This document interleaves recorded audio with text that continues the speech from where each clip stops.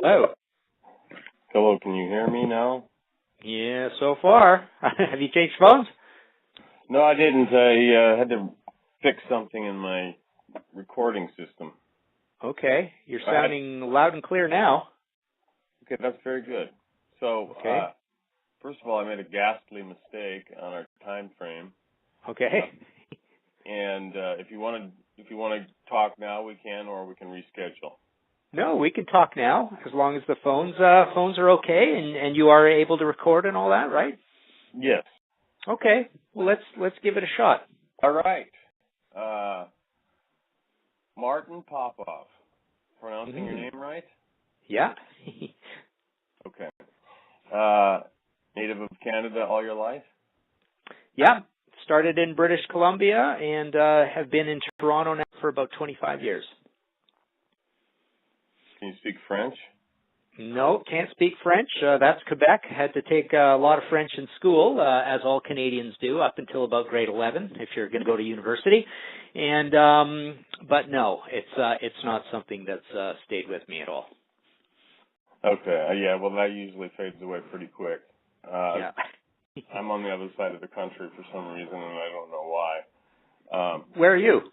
I am in Kansas City, Missouri, but I'm originally from North Dakota, and Huh. I have French-Canadian lineage. Huh. Cool. So I thought I'd ask that question, but first of all, thank you very much for the work you did to get me that Riot manuscript. Okay, cool, yeah. No, I do, these books, they come out in print for a while first, and if they go out of print, or even if they don't go out of print, eventually they're going to be turned into an ebook. So I've got some others on the fence with that. But, Riot may go back into print at some point. I don't know. I'm trying to simplify my life and not have so many boxes sitting around the office of stuff. I could get it in. I'd have to get another 100 copies or something like that at least, and they would last quite a while. So, who knows? They'd probably last as long as the records did at the time, huh? Exactly. Once they stopped selling, they were probably selling 2 a month for the rest of their whole career. So yeah. It's a sad thing. Okay. So, have you heard of the term hypograph? No. It's a compulsion to write. Have you ever been diagnosed with this? No, but I definitely feel, you mentioned that, and it really hits home, because what I keep having a problem with is coming up with other book ideas, and then I actually have gotten to a point where I take a brand new idea and I start just doing it so frantically fast because I'm thinking I'm going to squeeze this one in even before the other one is officially due and get them both done in time. So I've been almost like leapfrogging ideas upon ideas, and it's kind of an obsession. I would rather not do this. I would rather do art. And that's what I totally want to get to, but it just feels like this is easier than the courage it takes to really dive in and try to have an art career. So, and I still have all of these interviews and archives, ideas, and, buddies who've interviewed guys who said, yeah, you could use quotes from my stuff. So I keep thinking, well, it wouldn't take me that long to do a book on that. And then I frantically, dive in and start working on it. And, usually find out it takes longer than I usually think. And then I got 2 or 3 projects on the go all the time. So yeah, you're right. There's a bit of it's more a compulsion to chase a new idea when it's still fresh and go, wow, this is cool. Yeah, I can't believe I can do a book on this. And then you get bogged down, but then you have to finish it. Sure. I was joking there because you're so prolific. 53 not small books of extreme detail, and with lots of facts that have to be, cited. Yeah. It's like writing a PhD every time you turn around. Do you self-publish or do you work with a publisher? It's pretty much half and half. I come up with ideas where I go, there's no way I can get a publisher for this, and I don't really care, and I just go ahead and do it because I can make roughly the same amount of money self-publishing because, I make a lot more per book because I'm making the whole thing and signing it and mailing it off. So I only have to sell a few hundred copies to do as well as something through a publishing deal. But I do get quite a few publishing deals as well. I mean, you said 53 books. It's almost pushing 60 now with what I have finished. In with publishers finished now, I have three at least. Another one started, and another one about to come out. So that's like 5 there. And then self-published, I've got 3 more turned in to my layout guy and ready to go. So it's really working out to be about half and half. I think in the last couple of years, I probably do a little better on the ones that I get a publisher with. And that's for a number of reasons. Some of my self-published ones have not done as well as previously they would have done. And, usually I'll get an advance and it's in U.S. dollars, which is a big difference right now with the Canadian dollar down so much. When I converted it, looks like I'm a little happier than I might have been 5 years ago when the dollars were about at par. So, yeah, half and half. Got it. I can understand the higher profit on self-publishing, but then you lose the distribution. Yeah, I have no distribution whatsoever. I've got a couple of buddies with stores, and I don't even care. I like being like a black metal cult guy. Almost like, you want a book on Riot or Max Webster, you'll eventually find me and you'll order it from me, and that's it. So there's no distribution whatsoever. I mean, I literally, it just goes up at my website, which is completely unoptimized for keywords properly or any of that stuff. But the main thing is I have a bit of a mailing list of email addresses, my database that I basically, send the word out to, and that's where most of the sales come from. And then just slowly as a dribble over time, people find the book. So I don't really care. Distribution, even if I had distribution, you have to sell the book so cheap. Like I could sell it to Amazon, but they'll just take all the profit, and there's just no point. I may as well just do it myself. It's kind of cool. It's kind of cool doing everything yourself and having it just be this cult little rarity that when it's gone, it's totally rare. Yes. As a matter of fact, when I was talking to one of the labels that I work with, he talked about this book, and I had been a fan of this band, Riot, when I was a youngster. It was the first LP I bought, not because I turned the age to buy it, but because I finally got a stereo, from saving my paper routes and things like that. And I actually bought Restless Breed first.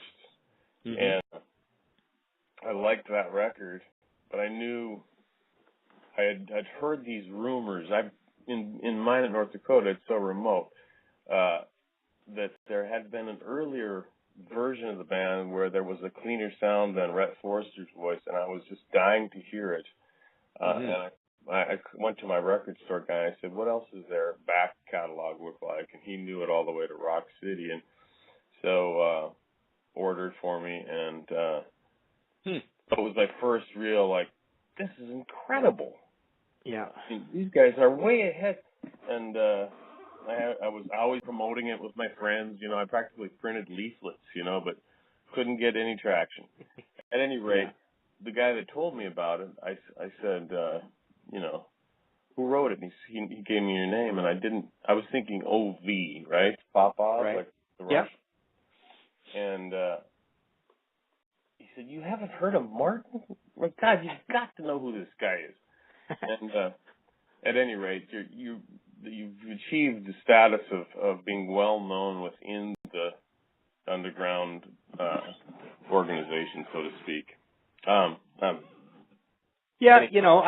guess the ones that are through publishers sell a few thousand copies, so they're out there a little more in the mainstream. But these most of these self-published ones, I'm doing 300-400 copies. If something turns out to be a hit, it eventually might get up to 500, 600. But my just regular first print run now on anything self-published is 300 copies. Wow. Yeah. And do you make the the boards, the covers? No, I have a layout guy that lays out the whole inside. I just give him the text and the pictures, and he does all that, and then he does the covers. What's that? Do you do photography and the... No, those are, basically you deal with photographers, maybe pay them a little bit of something, maybe not pay them a little bit of something, got some buddies who just contribute stuff. I mean, there's, I pay for a few photos and I've eaten up the entire profit on the thing. So usually I just beg to have some free photos and try not to have too many in there. Just cut and paste them off of Google, right? Well, it's the rights that is the big thing. You can't steal stuff. I mean, photography is owned by the person who took the picture. It's true. Yeah. Unfortunately, everybody is stealing the stuff, or a lot of people are. Well, to put it on their website's one thing, but to print a book out of it, that's a little more serious than just writing a news story and sticking it on your heavy metal website and stuff. That's a big difference. Yeah, that's true. You mentioned art. What kind of art would you do if you were going to switch over to that? Oh, that's a long story. I've been doing a lot of drawing, but I also I would reacquaint myself with all sorts of mediums again. But what I painted a lot in the 90s was sort of a mixture of acrylic and oil and this evil pink liquid called liquin, which was very bad for you. And I made stretch my own canvases and lots of layers and scratching, parts off and a lot of texture. And so, yeah, I mean, that is traditional painting, I suppose you could say, but mixing a lot of interesting materials together, although they're all paints. But I would draw. I would probably, if I got serious about it, I'd probably look at all sorts of tutorials on YouTube and learn about, you name it, charcoal, wood cuts. I'd almost try everything and see what I enjoyed the most. So I would go on a big exploration. But I've done lots of painting and drawing already. I suppose I would stick with. I certainly wouldn't move into video installations or sculpture or anything like that. Right. So, or kinetic art. What would your subject matter be?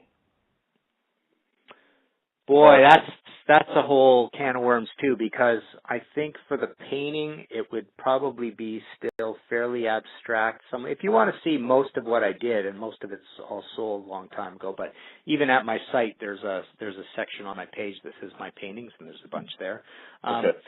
But I would say drawing-wise, it's almost like, that would be very realist, and I would probably... Boy, I don't know what I would do. I come up with ideas almost daily, new things to do. I often thought it would be very cool to get into a field that almost doesn't even exist yet, which is illustrated lyrics of bands and, illustrate books of their lyrics. I think more bands that I appreciate, it would be very cool if they had illustrated lyric books. But yeah, I don't know. There's a million things. Illustrated lyric books, like if somebody's talking about, let's take the most recent trend in topical extreme metal is dystopian futures and apocalyptic kinds of things. So you draw pictures of that type of a landscape, or you would make the words themselves into art, or... No, I guess what I mean is, let's make really nice, high-quality books of the band's lyrics, and then they would have pictures illustrating one on those lyrics. Got it. Well, that would be hot. Yeah, I think it would be pretty cool. Basically, a lot of these bands already deal with graphic designers, and you look in a lot of CD booklets, and the more ambitious bands already have, one illustration per song for a lot of things they do. But you could have a lot of illustrations. Things could almost be a comic strip per lyric with some of these bands. Oh, sure. Yeah. Yeah, and they, and if we could find a way to let them have a little piece of the action, boy, 'cause they're looking for any way possible to make money nowadays. Yeah. You see these box sets they make with like a sticker in it, and Yeah. a six-fold poster in it.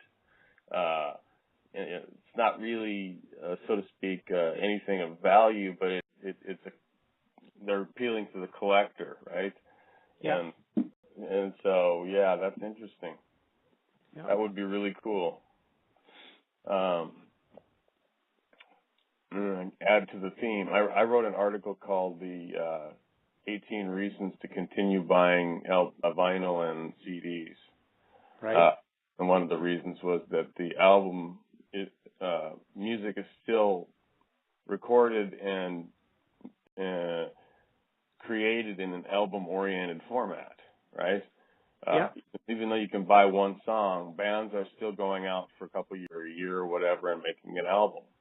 Yeah. And it's on a common theme. It has a picture on the front. And if you buy just one song on it, you miss out on all that. And anyway, that was one of the 18 reasons. Well, and in the streaming world, all you do is you click on the icon and you play the songs. I mean, it's not really obvious where even if they're there. I'm kind of stupid with computers. I mean, maybe Spotify, the lyrics are somewhere in the credits or somewhere. I don't know. I've never tried to look, but that stuff's always important to me. Lyrics, credits. Sure they are, because it can change your whole thinking process about what's going on. Oh, for sure. Many years later, I've discovered the lyrics of songs and said, wow, that whole song just changed what it really means. Yeah. Yeah, and you could go on the net now, and look up the lyrics to songs, but they actually differ subtly, and somebody's got to come up with a way of, I don't know which ones are more accurate and which aren't as a trend, but it's pretty scary how, I've even had bands tell me they've looked up songs and went and covered them, and the lyrics were pretty screwed up because they got them off the internet somewhere. Right. So. Yeah. Well, somebody or they've guessed. Somebody recently, I don't know if you saw this, has put together a art book on album covers from the metal realm. Have you seen that? Yeah, I've done that as well, but I think the one you're talking about is what is it called? The really heavy metal one. I mean, he interviewed me for it, or I gave him a bunch of advice or whatever. He self-published it at first, and I think it might still be self-published, but he did a really super detailed job at it. Oh, it's called And Justice and Art for All or something like that. Yeah, something like that. It's a play on words. And it looks like it's softbound, maybe. Yeah. Yeah. Are you a collector of media yourself? No, I've been a acquirer and hoarder. I'm definitely not a collector. I've got probably 18,000 CDs, 9,000 LPs, and I'll sell almost anything to any of my buddies if they want to come by and look at it and buy it. Because, I'm in the streaming age, I'm almost feeling like I really don't need to have all this stuff. I have the things that I cherish as, sentimental value, and a lot of that stuff got signed, autographed now. So, there's quite a few things I would keep, but still I wonder what's the purpose. So no, I mean, I was never a guy who wanted to completely finish the collection of anything other than own every one of their albums, once. And that's, I've done that with dozens, if not hundreds of bands over the years, but even still, it's just a mess of, hey, do I have it on CD or vinyl? I don't need it on both. So no, I don't get too serious about that. I'm not to that stage yet. I wonder if I will get there. Why, you're still like a super collector?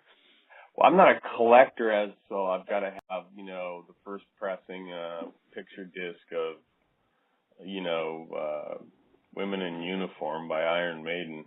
But I like to have an artifact to go with the music. Yeah. And so I'll go out to my car with a little stack of CDs, and all the neighbors will look at me like I'm from, past century. And but it is what it is. So Yeah. I like the ritual. When my record store closed, it was like a death to me. Now they're coming back open again, but I kind of lost the whole scene, so to speak, and but flipping through a vertical file of media, right, and hearing something was all part of it for me, which is gone. Hey, maybe there's a topic for you there somewhere: the death of the record store.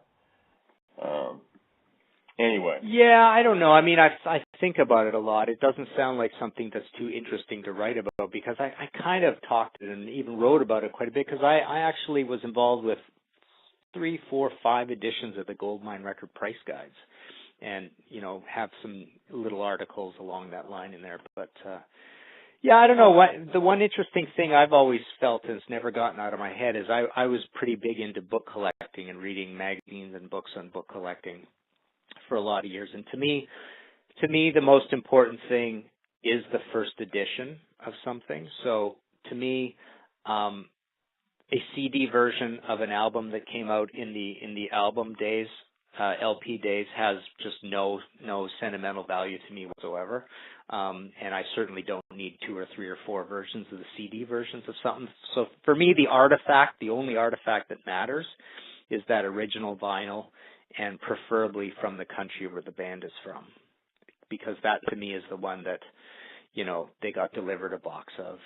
Right. They opened up and got all excited about it and saw it for the first time. To me, that's the first edition. And people don't talk about that in record collecting very much, the first edition. It's what's the best edition, or what's the Thai or South Korean single or something, because it's got a or something with an error on it that has, there was 50 presses with this wrong cover, or that's what I found out when I thought I might start a online record store. I started to research it, and that was what I found. A lot of people were very pleased when they could find stuff like that. Yeah. Okay, so you've got a career as a periodical writer. Has your entire career been writing? No, I did a Bachelor of Arts, then I did an MBA, then I worked for Xerox for 2 years as a sales rep, and then I had a desktop publishing, print brokering, design little business with a partner, 1 employee. We did that for about 9 years, sold it to our main supplier, started writing full time. In the beginning it was much more writing for our magazine, Brave Words and Bloody Knuckles, and a few other magazines, and a little bit of website, and then it just started going the other way, where all of that stuff fell away and stopped paying, and it became more books. So now it's more like 90% books, 10% anything else. And when I first started in the year 2000, I would say, I started, I guess, in 94, but I was doing it at the same time I had my regular day job for 6 years. So in 2000, I went full time. I just threw right in. And at that point, it was probably more like 60% bios, magazine writing, website writing, 40% books, and now it's like 90% books, 10% anything else. Right. And do you occasionally write in periodicals to promote your latest? Does that help at all, or is that No, not really. I never write that way. I mean, I'm just interviewing bands, and I'll write about that band. And sometimes these periodicals will run an ad on something I just put out, or do a post, like our website, Brave Words and Bloody Knuckles. Anytime I have a book out, they'll stick something up there. Do you still own that site, Brave Words? No, I don't own it. I just contribute a little bit. It's Tim Henderson runs it, and the magazine was Tim's as well. Okay. And what do you think of today's metal journalism? It's fine. It's the same as it was in the old days. It's just, it always needs new blood, new guys who are enthusiastic about the new music to write about it, and that's how it's always been. Because, as you get older, you get jaded and you don't write about the new bands and you're not that excited about it and you don't really, think about it and really ponder it and write something really long about whatever or interview a band because this is our band and they're the same age as we are and all that kind of stuff. So it'll just keep turning over. It'll always be there. I guess there's less pay than there might have been in the old days. There's way more albums all the time, so it's always going to be important because there's always going to need to be gatekeepers and tastemakers to help people sift through whatever. Because if we're all just going to be staring at a screen of here's your Spotify account and welcome to 7 or 8 million records that exist. Somewhere someone's going to go have to get a little bit of their, direction of, hey, what should I listen to? What is possible? And I guess that's that whole playlist feature too, which I don't really know much about, but that's going to become a big thing too. Right. Yeah, there seems, in my experience, there seems to be a lot more use of metaphor than there used to be, like a brutal bashing of, of boiling oil is, and I'm sitting there thinking to myself, what does that sound like? And, I try to write more of a erudite type of thing where I actually describe the sound in the best way I can. But at any rate, part of the situation is the labor model for writers is, they're all free. Most of them are. Yeah.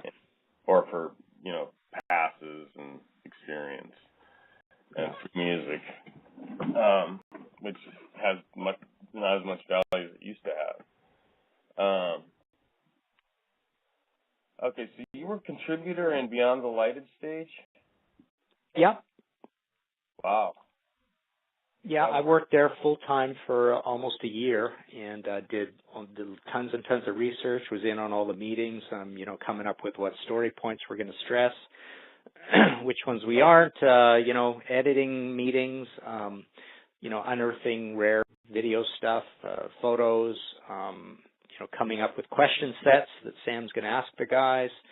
It was Sam, Scott there at the place at Banger, and Ralph Chapman was kind of the key main writer on it, and he's a Rush expert as well. He knew a lot about Rush, and so did I. And Sam, rapidly, ended up learning and knowing a lot about Rush and liked Rush to begin with. And so, it was kind of the four of us, and then in editing, it really comes together there. The editors are sort of the unsung guys in this whole thing. Right. So I was there for that, and Rock Icons and Metal Evolution. Metal Evolution, I was there for whatever it was, 2 or 3 years working on that series with those guys. So I've had years recently where a lot of my time is spent there too. It hasn't been just the writing of books or periodicals. There were, between 2007 and I suppose 2000. Yeah, I guess 2009 and what is it now? So 2009 and 2014, I suppose I spent maybe half my time full time at Banger Films. Crazy. That's a masterpiece. Yeah. I think. Cool. Yeah. I mean, even my wife and, the male predominance of the band loves it. That's saying something. Yeah. She's usually that thing existed at 4 hours long, 3 hours long, 2 hours long. It was 2 hours long right up until a couple weeks before, and it got slashed down to 88 minutes. So that's the beauty of, that's the big challenge with these guys is like, we know what the super fans would want. They want the 4-hour version, but to make an amazing movie that's like diamond hard, that moves fast, that attracts a lot of people, it's got to be short, right? Right. Yeah, true. Of course, a lot of the fans would like to see that 4-hour version. Yeah. Okay. So what do you think of the music scene today? And I speak of the metal scene because that's where we focus our writing and our news and reviews and interviews and things like that. What do you think of today's metal scene? And if you don't want to answer that question, I can edit it out as well. Well, boy, I mean, I don't know. I mean, I've answered this many times, and I don't have much to say other than to say it just reflects the same as every other music scene. It's just been rocked by the whole, basically, music becoming free or almost free. And then when it's almost free, those guys don't get paid very much. And then it becomes a concert business more than anything, and a merchandise business. And so it's kind of just a kind of a big industry answer, isn't it? You know, there's tons and tons of bands. There's all sorts of great stuff, more being made all the time. I would never say the music's lousy. I wouldn't say the players are lousy. I think the players are better every decade than they were before. And the creativity's there, and the album covers are great, and everything really, in certain ways, just gets better and better and better. And there's more and more and more of it, so you actually don't notice any one thing as much. So everybody's selling way less stuff. They were anyways, even before it all changed to digital. Streaming is the big one, even more than downloading. But I don't have really an answer that isn't really just an answer that is what has happened in the music industry. It's the same. Okay, that's a fair answer. I know that for a while I was sounding like my father did when I was listening to metal as a kid. That sounds like noise. But I decided, you know what, I'm becoming my father, and if I'm a metalhead, I've got to listen to this music. So I ambiently listened to newer music and I gained an appreciation for what was going on. From an art perspective, likened it to, you know, the further evolution of art toward modern art, right? Mm-hmm. Which some of it liked, the Renaissance art would say, well, that modern art is just a bunch of paint on us. You know what I'm saying? Yeah. Pollock is nothing more than splashed paint. It's not really art, but so I kind of had that analogy to it. Even though it's still 4/4, basically rondo format. Even there's becoming more and more progressive sorts of song structures and musical structures and mixtures and things, but basically the same thing. And well, no, I mean, I think it relates more to art in that as soon as a new kind is invented, it never goes away ever again. So basically, every single genre of music there ever was is still around, and they're still building to it. So there's tons and tons of realist music, and there's tons and tons of abstract music. There's just tons of everything. You know, and they'll slowly invent new things. You know, everybody thought you couldn't invent a new type of music, and Korn came along. You know, Korn was very different. You know, it was strange. So it happens all the time. As much as people put down Korn or put down black metal or whatever, or when Metallica came along with Kill 'Em All, I mean, there's always something subtly different. You know, there's droney stoner rock that is as abstract as you can get. There's all sorts of ambient types of things. So basically everything that gets invented, it just gets added to. There's southern rock cult, you know, subcultures where bands in France are all trying to sound like Molly Hatchet and stuff like that. I mean, there's everything that gets invented, it just keeps getting added to.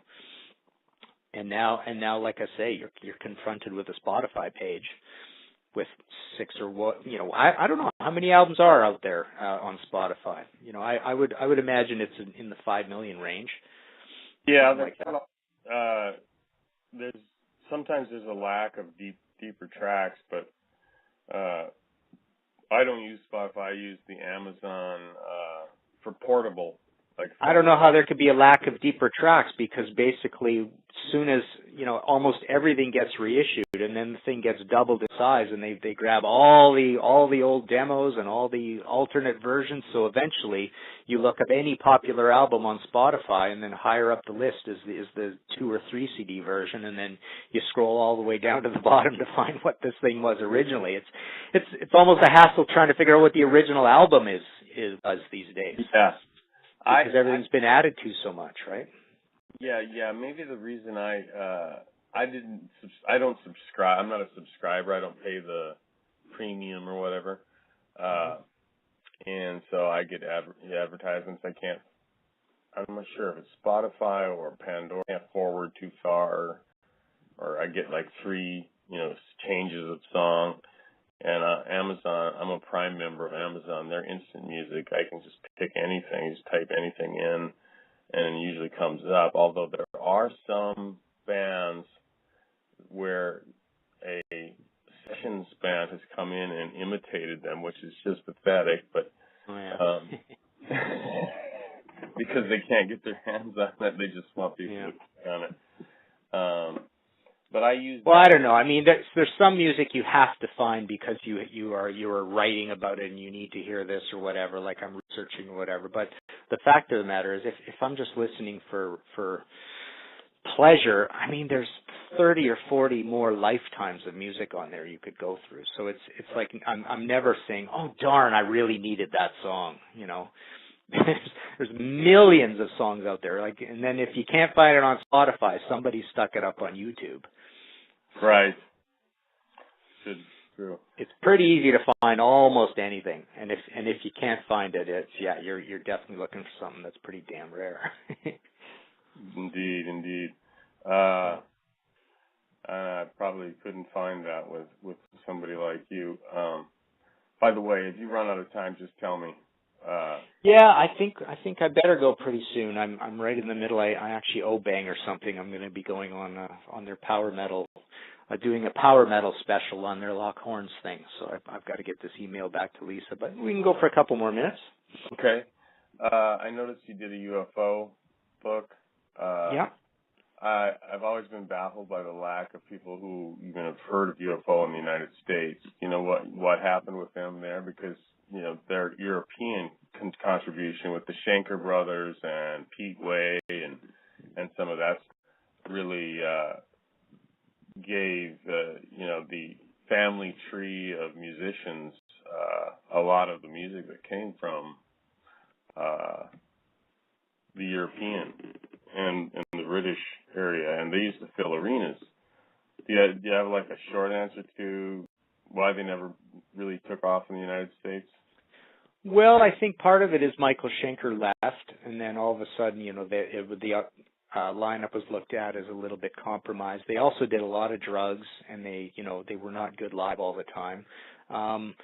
And I think they fought a lot and probably even didn't get along with their label when they were all doing lots of drugs and drinking too much. So they kind of collapsed, ran out of steam, I suppose. Maybe they weren't pouring their hearts into their writing enough come about 1983, 85. Then Paul Chapman left and, other guys started leaving. So basically after about Making Contact, the lineup was really compromised and the writing changed so much and the scene changed. So you put all your ducks in a row and you can ruin your own band just by drugs and drink, I suppose. Absolutely. You can ruin anything by drugs and drink.